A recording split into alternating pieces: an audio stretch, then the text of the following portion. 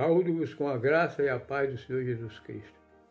Gostaria de, nessa oportunidade, compartilhar com os irmãos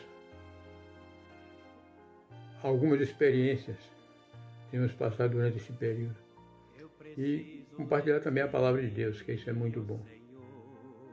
Não é para nós estranharmos o que estamos vivendo, porque Jesus disse em João capítulo 16, versículo 33b, ele disse: no mundo tereis aflições, mas tende bom ânimo, eu venci o mundo. Então não é para estranharmos o que estamos passando, porque Jesus Cristo já havia afirmado o que estamos vivendo hoje. No mundo tereis aflições, mas tende bom ânimo, eu venci o mundo. Meus amados, o que nos capacita, o que nos dá força para vencermos esse momento tão difícil, sem murmurar, é a esperança que Deus colocou em nossos corações. Ele diz na sua palavra, em Romanos capítulo 8, versículo 18, ele diz, através do apóstolo Paulo, ele fala: porque para mim, Paulo dizendo, inspirado pelo Espírito Santo, porque para mim tenho por certo que os sofrimentos do tempo presente não são para se comparar com a glória por vir a ser revelada em nós. Tenho por certo. Isso aqui é uma convicção. Nós também devemos ter. Tendo essa convicção de que as aflições do tempo presente não são para comparar com a glória que há de se revelar em nós, então encontramos força para superar todas essas aflições que estamos passando. No mundo tereis aflições, Jesus disse. Paulo está dizendo aqui que as aflições do tempo presente não são para comparar com a glória. Não tem comparação. E comparando esse texto com 2 Coríntios capítulo 4, versículo 17, 2 Coríntios 4, 17, diz assim a palavra de Deus: porque a nossa leve e momentânea tribulação produz para nós eterno peso de glória, acima de toda comparação. Veja que palavras confortadoras, cheias de esperança. A esperança que Deus colocou em nossos corações é que a nossa leve e momentânea tribulação, leve e momentânea, essa tribulação que estamos passando é de momento. É de momento. Porque a palavra de Deus diz que o mundo passa, tudo passa, a sua palavra permanece para sempre. E a palavra de Deus está dizendo aqui que essa aflição que nós estamos passando é momentânea.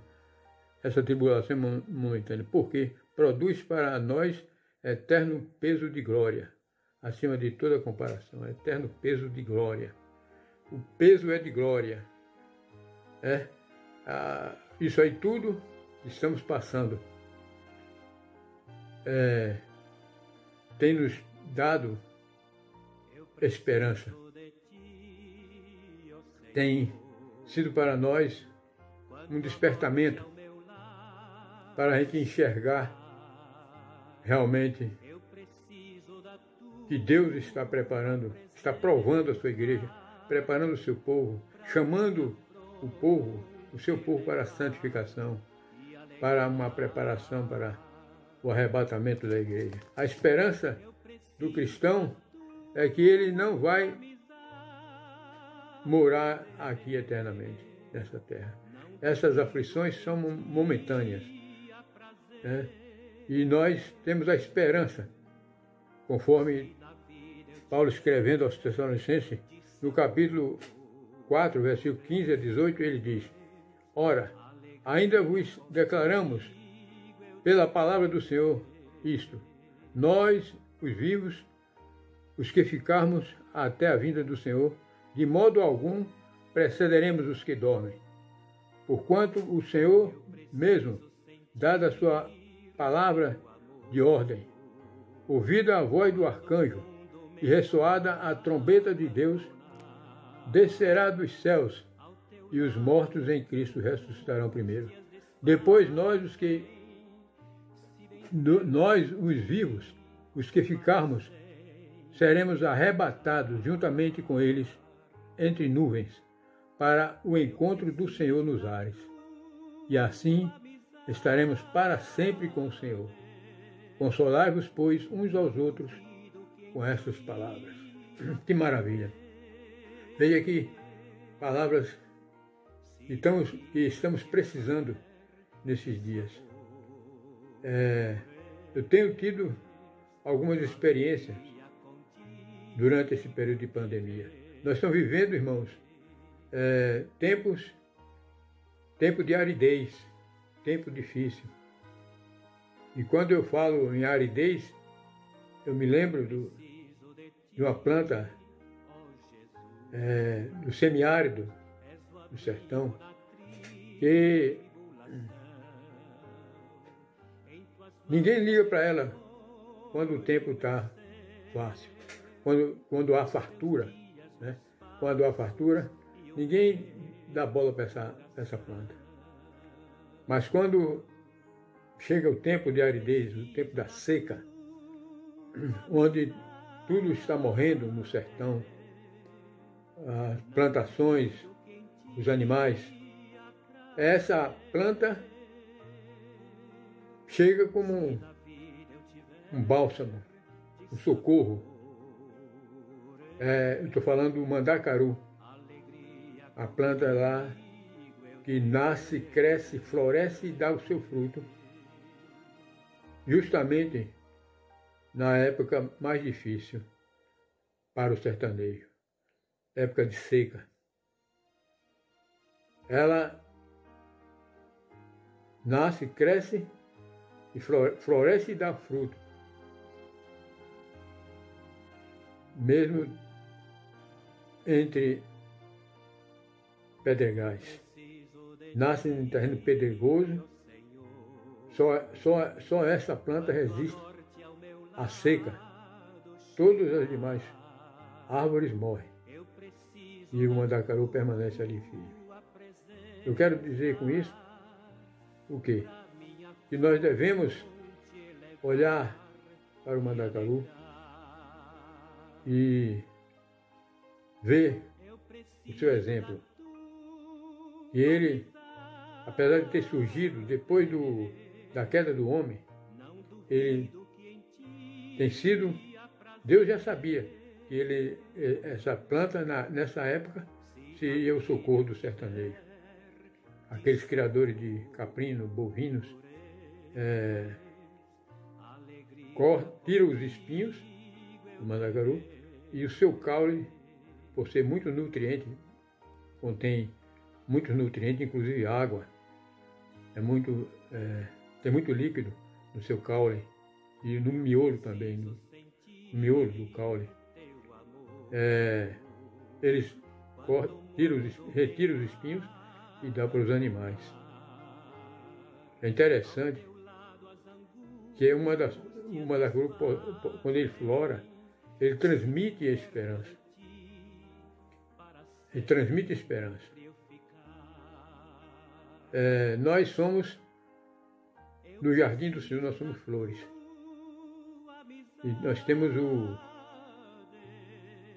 o dever de perfumar esse mundo.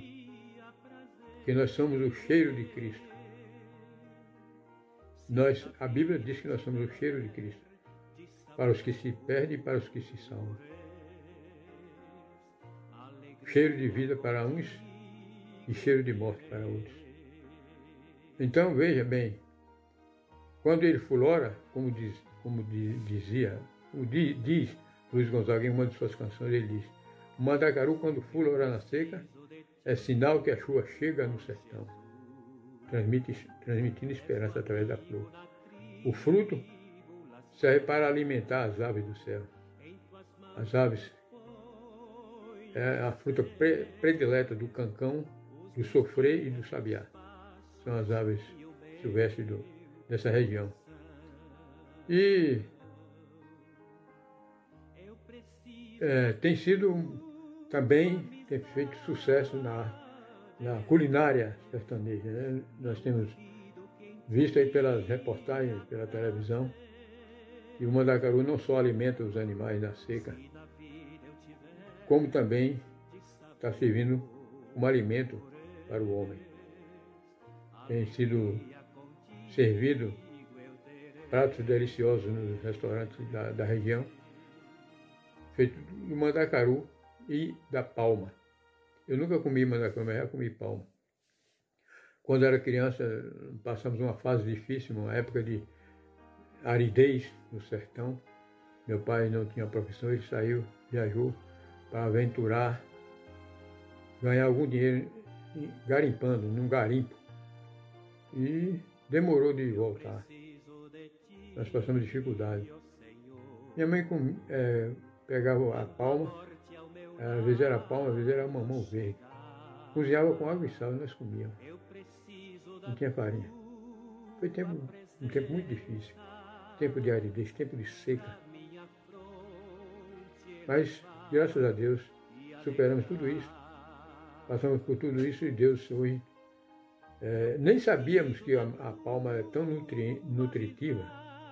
Não sabíamos, mas eu tenho certeza que foi por causa dessas proteínas que contém na palma. E nós não ficamos fracos, sobrevivemos. Estamos aqui para a glória de Deus. E eu me considero hoje uma pessoa próspera, que Deus tem me abençoado grandemente. Nós já fomos limpos pela palavra de Deus, né? Agora temos o dever de dar fruto.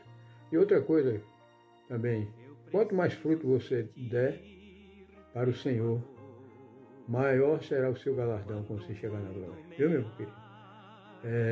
Não se preocupe com o armazenamento do seu fruto, porque o nosso celeiro é o céu. É lá que nós vamos guardar o nosso fruto. Ele diz, lá no livro de Mateus está escrito: não ajunteis tesouro na terra, onde a traça, a ferrugem corrói, e os ladrões minam e roubam. Ajuntai tesouro no céu, onde nem a traça, nem a ferrugem corrói, nem os ladrões minam. Então, o celeiro do nosso fruto é o céu. É um celeiro imenso, e cabe todos os frutos que produzimos. Não temos que passar por aquele... Nunca vamos ter o problema que teve o rico insensato. O rico insensato produziu, a sua terra produziu muita semente, muito cereal, e ele, então, disse: o que farei? Vou fazer maiores armazéns, né, depósitos, vou aumentar os meus celeiros, e vou depositar os frutos. E vou dizer para a minha alma: tens em depósito fruto para muitos anos, come, bebe e folga. E Deus disse para ele: louco, se essa noite te pedir a tua alma, o que tens preparado, para quem será?